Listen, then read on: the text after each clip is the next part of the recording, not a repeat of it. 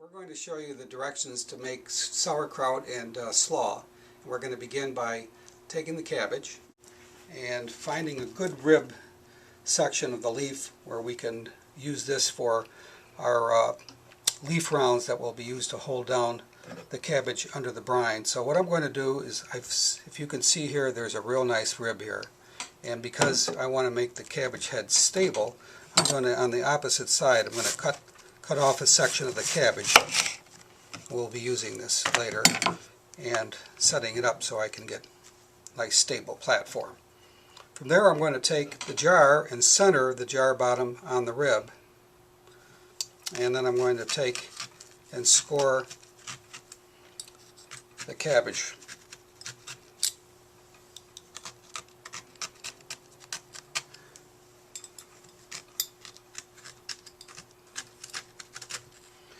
And with that scored, I can go and cut in there deeply and actually create the top for our kraut. We'll be showing you how that installs in a little bit. So I'll take these leaves out. I've got one, and I've got two. And what we'll do now is cut them across the rib in half. And we'll set aside.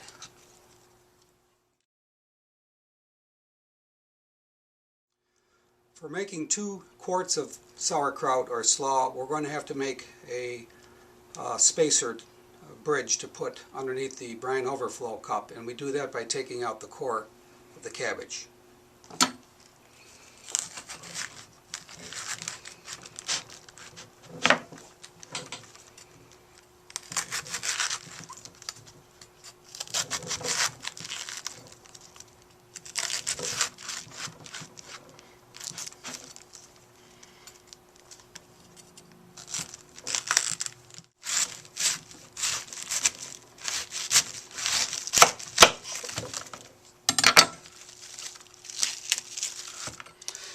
Now we have a 1 inch or thereabouts.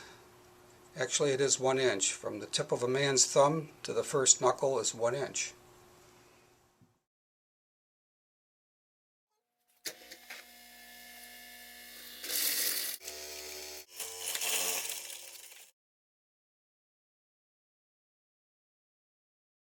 We're going to take the shredded cabbage, mix it with fine or ground salt, and be able to form a brine by pounding, or by a couple of methods here we'll show you.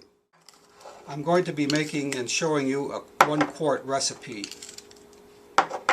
of cabbage.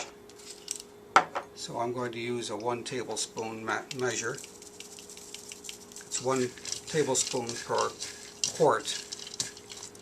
What we'll do is just keep adding a little bit of cabbage, a little bit of salt, twist and turn, twist and shout.